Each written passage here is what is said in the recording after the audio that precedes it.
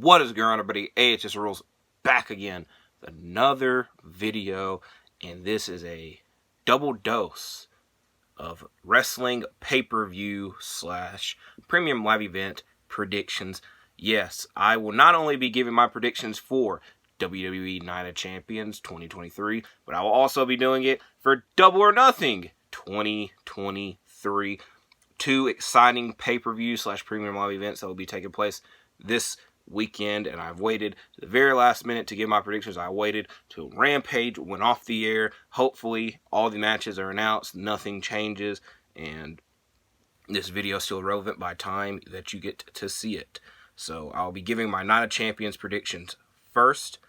I'm definitely interested in the event. I definitely have some problems, would be a big stretch, but there's a couple of matches I have problems with that I will get to. The first match being Cody Rhodes versus Brock Lesnar 2. Now, this is a rematch of last month, was Backlash the very beginning of this month? Anyways, the last premium live event where Cody Rhodes picked up the victory against Brock Lesnar, and then in my How I Would Book Night of Champions video, I suggested that they actually do the rematch, but I suggest that it be in a stipulation match. My stipulation was a Texas Bull Rope match, but from everything that I gathered, it was going to be a regular match, but this time Cody Rhodes is beaten up, and then he's beaten up by Brock Lesnar. With that being said, I'm picking Brock Lesnar. If Cody wins, I would not be surprised, but you would make Brock look very stupid and very weak if not only did he go ahead and beat the crap out of Cody Rhodes prior to the match, but to lose to a man that he had already beaten up. And we get the trilogy once Cody is healthy. I'm not against it, and I kind of don't want to see Cody in the Money in the Bank, which if hypothetically wins that, he might be in the Money in the Bank. Also, I don't really want to look, I know that last year Cody had a trilogy with Seth freaking Rollins, and Cody won all 3 matchups. And in this case, he could. But what I'm getting at, he already got beaten up by Brock Lesnar. And it just wouldn't make the most sense for Brock Lesnar if he already beat somebody up and then loses to that person less than a week later. So I'm picking Brock, with it most likely leading to a third matchup down the line. Next matchup that might also get a trilogy, but this is the first in this hypothetical trilogy that I've created. Becky Lynch versus Trish Stratus. And again, this is very 50-50. I don't know which way to lean, but I think I'm going to pick Becky Lynch just because that's the smart choice. I don't know. Do I want to? It's intriguing. I'm always just trying to think, like, who would it benefit, like, if they're, because, again, I've already created that they're going to have a rematch in my mind. And I'm thinking, who would it benefit more to get the rematch? I'm going to say, actually, I'm changing my pick. I'm picking Trish Stratus with Becky looking for revenge in the rematch. And again, like I said, I anticipate a rematch to follow this. I've said rematch a lot in this. I don't think I'll say it again, though, for the Night of Champions predictions. Next is the first of 5 championship matchups. And I was saying at the beginning of the video, I kind of have a problem with this card because it's not a champions. Now, I know that normally not a champions, every championship is defended. And if that was the case, we would have a lot of championship matchups. And again, I probably should save this for later down the line, but not every championship is defended at this card. The first title match that I'll be talking about, the Intercontinental Championship, Gunther versus Mustafa Ali. If you watched any WWE video, I've brought this man up with high praise. Gunther, and I've said how I want him to be the longest reigning Intercontinental Champion, and that needs to continue and beat Mustafa Ali. Next, for the SmackDown Women's Championship, Rhea Ripley versus Natalya. I'm picking Rhea Ripley. Just keep building on her reign as champion. Now, Raw Women's Championship match, Bianca Belair versus Asuka. I know I just said literally less than a minute ago, I'm not going to say rematch again, but I already forgot that they've had one match already that seems very forgotten. And in that, Asuka, a little bit different, I guess the word I should use. And now she's changed. And I don't think that they would run this match back without any intentions of making... Because, again, it's very much what I'm saying about Brock. If she loses again, kind of makes her look stupid, and especially after she's done devious actions to Bianca, like Brock has done to Cody, it benefits her to win this matchup. Now, that being said, at WrestleMania, I did pick Asuka to win, and I'm doing it again. Hopefully, I don't look like an idiot. The only, thing that it kind of makes me think she's not going to win is Bianca's had a long championship reign. She's been women's champion since last year's WrestleMania, and I think it would be a big deal for once she loses it, and I think Asuka is more than worthy to be the person to defeat her, and hopefully we get a little bit of change in the women's division, even though Bianca Belair is still a great competitor. It's just, I don't know. The SmackDown women's division is a bit weird because almost all of them just can't. It's very much the Raw women's division from prior to the draft. So it just feels like the same thing. So that's why I kind of want Bianca to not be champion, because it's just, I want something a little bit different. Next, this is what my big problem is. This matchup. Undisputed tag team title match. Kevin Owens and Sami Zayn versus Roman Reigns and Solo Sikoa. My problem is, A, I thought we were done with Kevin Owens and Sami Zayn versus the Bloodline. And it literally continues. B, this show is supposed to be the celebration, the culmination of Roman Reigns being world champion for 1,000 days. And how are we culminating that? How are we celebrating that? Him in a tag team title match.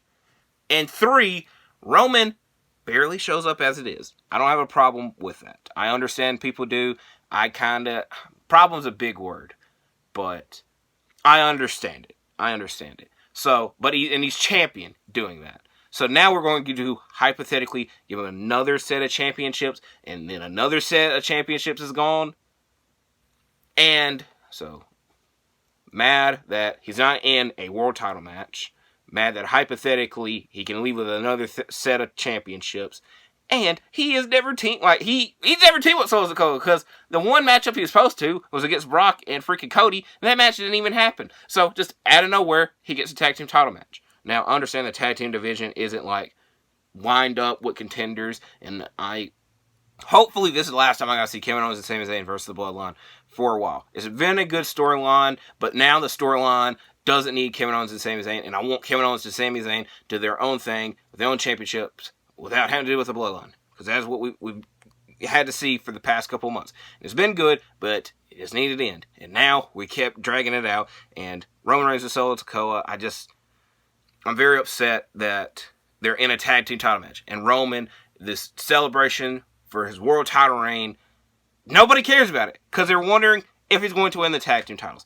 That being said, I am picking Kevin Owens and Sami Zayn for that reason. They just won. I can't say they just won. It's been a while since they won the championships. They haven't really gotten a chance to do anything with the championships, and I don't want them to take that away. And if Roman was to win, I think it would cause chaos. And I don't think that's going to happen. Also, he doesn't freaking need the tag team championships. Last matchup. Match that is rumored to start the show, but I think it should go on last, and I don't know anything, but I think it will go on last, to crown the new World Heavyweight Champion. I was going to say inaugural, but the rumor is that it's going to continue its lineage, which also, very intrigued to see if that is the case. Because people will say, well, I don't know, because it would hypothetically be Brock Lesnar, because he was the unified world champion, and then they gave him the new championship. But people I've heard say Randy Orton, but I feel a lot of people, I think people remember, because they don't remember Brock with the 2 championships, and you only remember him with the 1. So I should probably research that before I said it, but it doesn't matter. It's new in this new era, the new World Heavyweight Championship. Seth freaking Rollins versus AJ Styles, which is the match that I booked for this event in my fantasy booking video. I think, and it's very weird, because Seth has not been on Raw the past 2 weeks because he's been filming a movie, Captain America, New World Order. And it's weird because we were getting mad at the other world championship, other world champion hasn't been there, and now we hypothetically can deal with the same thing. But I think Seth Rollins is going to win. I'm predicting Seth Rollins to win. A lot of people have wanted him to have a world championship again for a minute. AJ is on SmackDown, and I don't think we want to deal with the whole debacle of if he's going to change brands and whatnot. So I think it's just the easiest and safest thing for Seth to win the World Championship. Now, onto my double or nothing predictions. This is a 10-match card at the moment. If anything else gets added, I apologize. And like I said, I'm going to go talk more about these matches because I don't talk about AEW as nearly as much as I'd want to. I think in the coming weeks and months that will change because AEW is going to have a stacked summer. WWE hopefully does as well, so that way it's like even talk for each show. But I try my best to limit, I'm not going to say limit, but I mostly talk about each company around their pay-per-views, their premium live events. I'm that asshole that says premium live events for WWE. I'm sorry. I've gotten used to it. But for AEW, they don't have many pay-per-views for me to talk about it in between. So, yes, I'll give my thoughts on some of these rivalries and matchups in this because I haven't prior. The first match I'll be predicting is probably the match. I don't know who the hell is going to win. The match I'm looking forward to the most. Anarchy in the arena. The Blackpool Combat Club versus the Elite. And again, I think this is going to be the first of many matchups because I don't think, besides Moxley versus Omega and Moxley versus Hangman, in this iteration of the rivalry, I don't think this would be the first matchup because I don't remember any, I know Danielson's faced Omega before. I know they faced but if you understand what I'm saying, like in this rivalry, I don't think they have competed against each other. So this would be the first. I think this is going to continue. So it's very much what I was saying about Becky and Trish. It's just like, who does it benefit more to have the rematch? Because we're definitely going to get a rematch out of this. Also, if we don't get a blood and guts out of this, I think a lot of people would be upset, considering the Elite were supposed to be in the very first blood and guts match, and they still have not to be in one. And the Blackpool Combat Club were in the one last year, and I'm going to be honest with you, I feel that one is kind of a very forgotten match. So this would be probably the peak and best blood and guts matchup that they can do. So again, like I'm going to keep saying over and over again, we're going to get a rematch out of this. We have to. If we don't, it would be some problems. I think it would I'm picking the Blackpool Combat Club because I think this is the more chaotic match. And then once the blood and guts matchup takes place, I think the Elite would win that matchup. But I don't have a problem with either side winning. But I also think the Blackpool Combat Club have something else up their sleeve. Because we've not seen Takeshita in a minute. And I think he will join. This is a bold prediction. This isn't going on the match prediction. I think Takeshita is going to join the Blackpool Combat Club, and he's going to help them win. And again, most blood and guts matchups that we've only seen 2. The first one was 5-on-5. The last one, I think, was 6-on-6. Don't do that crap again. Only 5-on-5s. And that would give the Blackpool Combat Club their 5th person, and the Elite need a 5th person.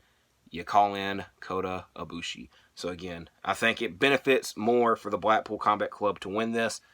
I don't have a problem with either side winning because I'm a fan of both, and I think we'll get more out of it. Next, unsanctioned match with special guest enforcer Sabu, Adam Cole versus Chris Jericho. This, just do it one and done. Please do it one and done. I'm picking Adam Cole. I know he's had a couple matches since his return, but this is his first big-time matchup, and I think he's going to be set up for bigger and better things. And I've kind of mentioned it before. I don't want a lot of Jericho rivalries drag on. This isn't one that needs to drag on. It's very because it makes sense for Cole to win this. Next, this match is on the buy-in, so I probably should have talked about. I wanted to talk about the big match first, and I know it's kind of a weird thing, but this match is on the buy-in. Also, I didn't know it was on the buy-in until a couple minutes ago. The Hardy Boys and Hook versus Ethan Page and the Gun Club. Now, the thing so Ethan Page's contract is on the line. And anytime we do a storyline involving a contract, it gets freaking confusing. But I think Matt Hardy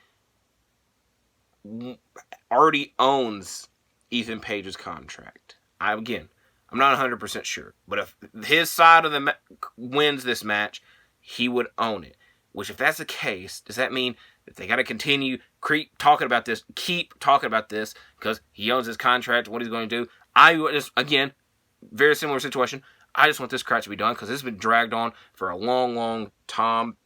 I want the Hardy Boys tag teaming and facing actual tag teams instead of just doing 6-man matchups because I want the Hardy Boys to be the freaking Hardy Boys. And I like Hook. Get Hook away from this crap and have Hook do his own stuff. That being said, Hook is undefeated. He's never lost a match. And I think it'd be stupid for him to lose his first match in this. And it's just a good matchup to start the event off. Next, for the Trios Tag Team title, House of Black Open House Rules match. Now, they talked about it on Rampage. It is on Wikipedia, but still the match graphic says an open challenge match, which I only imagine they're doing that. I don't know. Because the other 2 House of Black Open Challenge matches, they've had the opponents listed. But on Rampage, they talked about it. On Wikipedia, it's listed. It's supposed to be the House of Black versus the Acclaimed and Billy Gunn, which I am very proud of. Because I fantasy booked this match in my Double or Nothing fantasy booking months ago. Nothing else was everything else, nada. But this match, I did fantasy book. But I think the House of Black have a lot of momentum going. They just got their own version of the championship. They just started these open house rules matches. I think it'd be weird for them to lose the championships. So I'm going to pick the House of Black. Next, another tag team title match. This one for the 2-on-2 or regular tag team title match. FTR versus Jay Lethal and Jeff Jarrett. I'm picking FTR. Now, look, I like Jeff Jarrett and Jay Lethal. I don't understand why they keep getting title matches. Jay Lethal has got a lot of title matches. He's got all Atlantic / international title matches, TNT title matches, and now tag team title matches. He's had a couple, a lot. And again, he's lost all of them. He hasn't become champion out of any of them. And I just feel it's so unnecessary for him to have so many of these title matches. FTR, again, they've had the belt for a minute. They just hadn't got a chance to do anything with it. I think this is going to be the start of their reign. Mark Briscoe is going to be the special guest referee. Hopefully, he's doing something else after this because it's just a storyline that I feel is a bit dragged out. Next, this match I might talk about I might go on a long tangent. For the TBS Championship, Jade Cargill versus Taya Valkyrie. The reason I'm saying this, again, I don't talk about AEW as much as I would like to. And again, I said I plan on changing that. But this isn't even just an AEW talk. This is a wrestling talk. Undefeated streaks are probably one of the best and worst things that could happen to a competitor. The main reason I say that is because it is the best because it makes the person look dominant. It gives them a bit of an edge. It gives them something, an added aura. I don't like using that word, but it makes sense there. But once they lose that undefeated streak, it becomes chaos and just very questionable. Now, I have 4 that come to mind. One of them is this Jade Cargill one, which I'll save it for last. The other 3 that I think about. Goldberg in WCW. 173-0. A lot of that you can question and research and all that crap. But anyways, he won 100+ matches undefeated. And they lost to Kevin Nash at Starrcade 1998. Now, I know I wasn't alive for it, but I've watched WCW a lot. I've watched a lot of people talk about it. People that were there, people that are involved.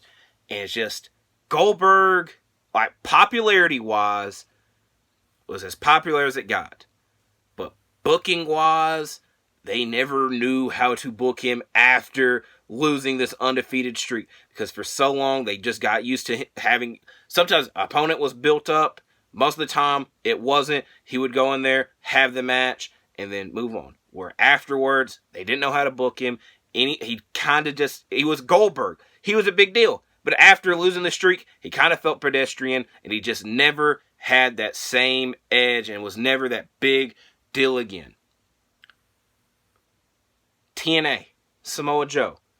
Very similar situation. But he lost to Kurt Angle.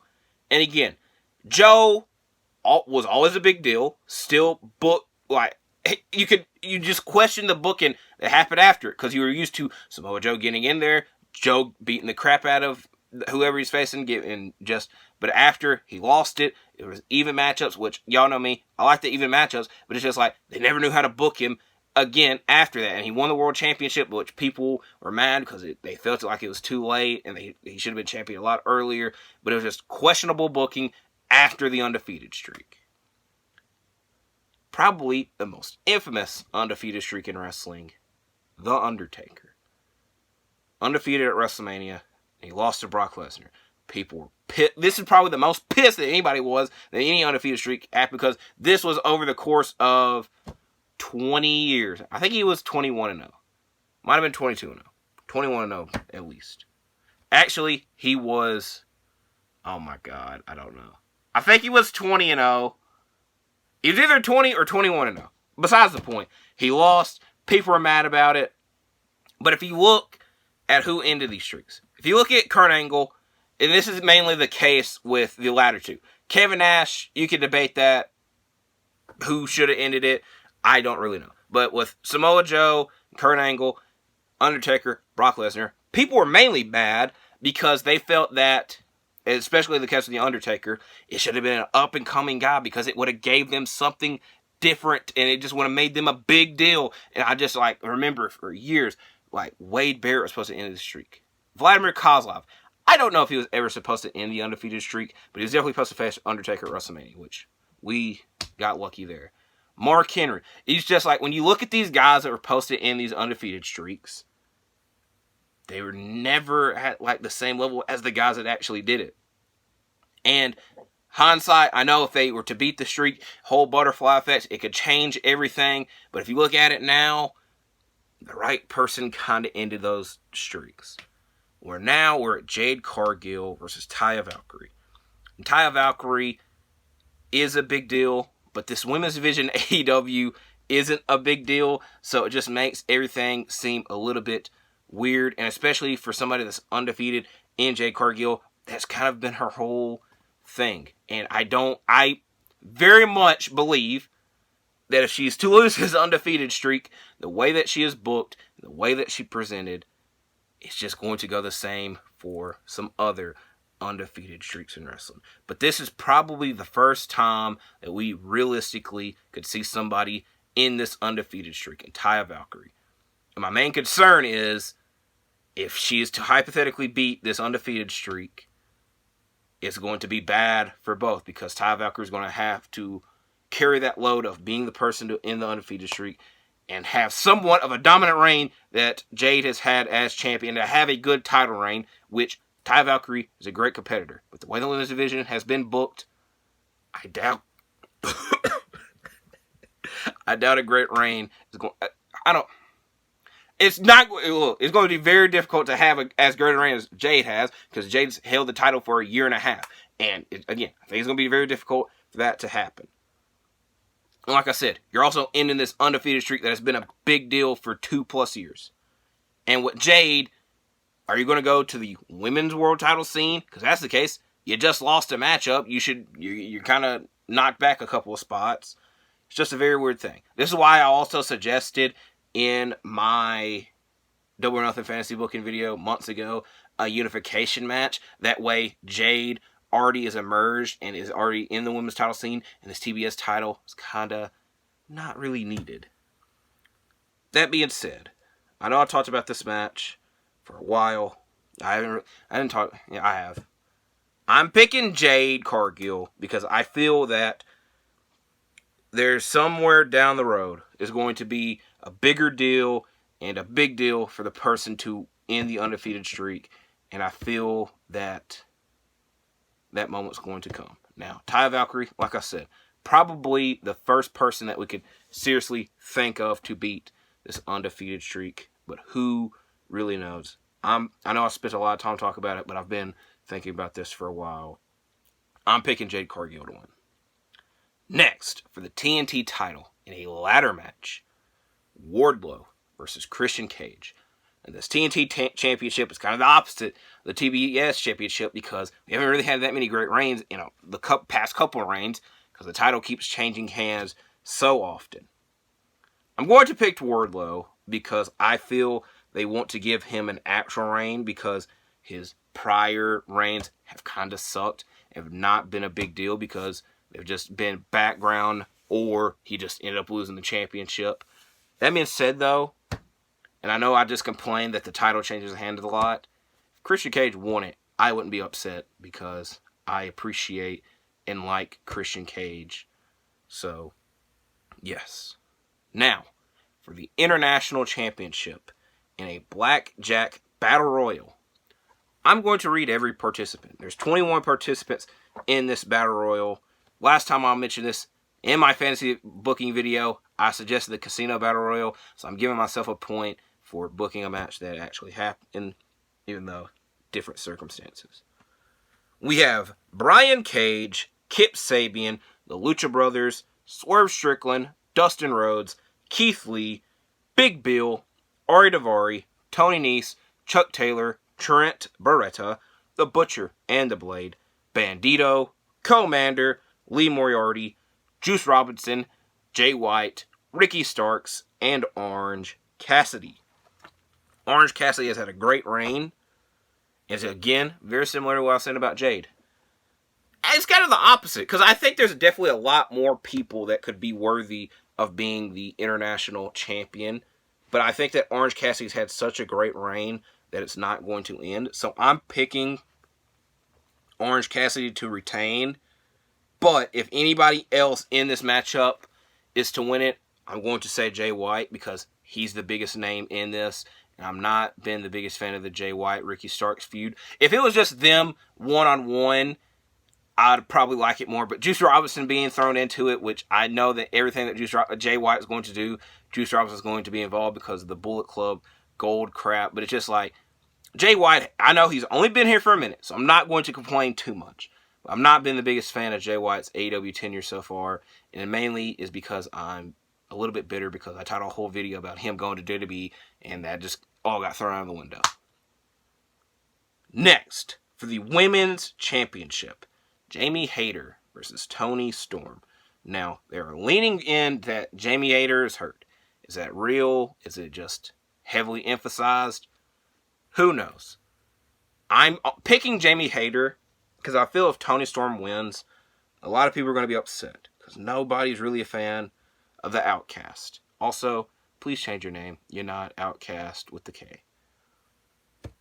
I'm picking Jamie Hayter because hypothetically, she's cleared and she's in the matchup. She's going to be in the matchup. And I know that you could just put it off, but maybe down the line, if she's actually hurt, she could drop the championship. But it's just we've already seen Toni Storm be champion. And now she'd be champion with the Outcast. And I just feel that really wouldn't benefit the championship, that people already criticize a lot. And Jamie Hayter's been a great champion. Now, it's been a minute since we've seen her actually compete, which, again, leads into the injury thing. But I feel that if the match is taking place, then she's got to be somewhat okay to compete. Again, I'm not a doctor. I don't really know. So I'm picking Jamie Hayter because I feel if Toni Storm was to win, it would cause a bit of a ruckus. And now the main event matchup for the World Heavyweight Championship. MJF versus Darby Allin versus Jungle Boy Jack Perry versus Sammy Guevara. The Four Pillars match. I'm picking MJF. I like all the... there's a debate. There's a couple in there. There's a guy in here that's questionable if I like or not. But anyways, he's trying to make this world title be a big deal by not defending it as often. But this feels like a big matchup because he's defending against three guys at once, and it makes sense. And the story of the match makes sense because they all have history. They're all linked together. It's been a good storyline, and I think there's a lot more with MJF as champion that will be continued after it. What will that be? Who knows? So, this is my predictions for Night of Champions and Double or Nothing. My next couple of videos will be talking about WWE and AEW because I'm going to do my fantasy booking of Money in the Bank Monday before WWE starts actually booking Money in the Bank and what we'll see there. And then Wednesday, before AEW and New Japan Pro Wrestling start booking Forbidden Door, I'm going to have how I would book Forbidden Door. And then I might do a video Tuesday. Who really knows? But no video tomorrow because you got this supersized video today. Also, let's just enjoy the wrestling that is taking place over these couple of days and enjoy the holiday weekend. Thank you for watching. Please like and subscribe. I'm going to hold it. That way this video ends at 30 and 30. And I'll see you in the next video.